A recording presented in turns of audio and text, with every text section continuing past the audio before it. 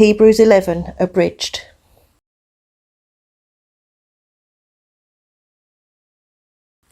Now faith is confidence in what we hope for, and assurance about what we do not see. This is what the ancients were commended for. By faith we understand that the universe was formed at God's command, so that what is seen was not made out of what was visible. By faith Abel brought God a better offering than Cain did. By faith he was commended as righteous, and by faith Abel still speaks. By faith Enoch was taken from this life, so that he did not experience death, commended as one who pleased God. And without faith it is impossible to please God, because anyone who comes to him must believe that he exists, and that he rewards those who earnestly seek him. By faith Noah, in holy fear, built an ark to save his family. By his faith he became heir of the righteousness that is in keeping with faith. By faith Abraham, when called to go to a place he would later receive as his inheritance, obeyed and went. By faith he made his home in the promised land, for he was looking forward to the city with foundations, whose architect and builder is God. And by faith even Sarah, who was past childbearing age, was enabled to bear children because she considered him faithful who had made the promise. All these people were still living by faith when they died.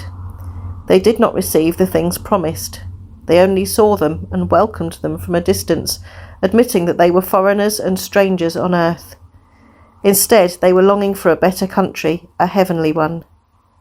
Therefore God is not ashamed to be called their God, for he has prepared a city for them. By faith Abraham, when God tested him, offered Isaac as a sacrifice. Abraham reasoned that God could even raise the dead, and so, in a manner of speaking, he did receive Isaac back from death. By faith Isaac blessed Jacob and Esau in regard to their future. By faith Jacob blessed each of Joseph's sons, and worshipped as he leaned on the top of his staff. By faith Joseph, when his end was near, spoke about the exodus of the Israelites from Egypt. By faith Moses' parents hid him for 3 months after he was born, because they saw he was no ordinary child, and they were not afraid of the king's edict. By faith Moses chose to be ill-treated along with the people of God, rather than to enjoy the fleeting pleasures of sin. By faith he left Egypt, not fearing the king's anger. He persevered because he saw him who is invisible.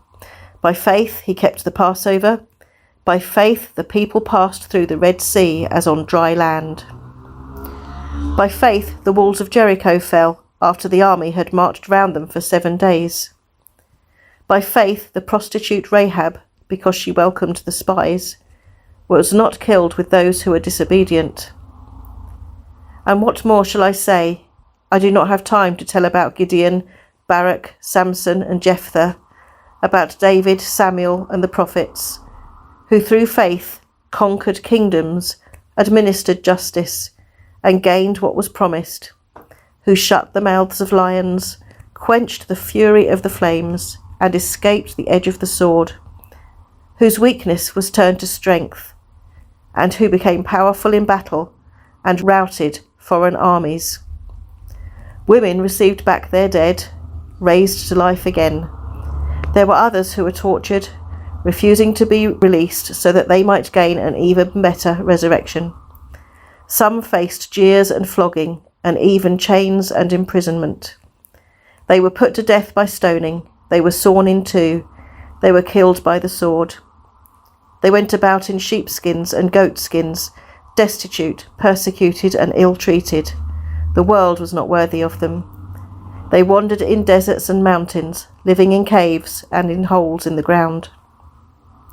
These were all commended for their faith, yet none of them received what had been promised, since God had planned something better for us, so that only together with us would they be made perfect.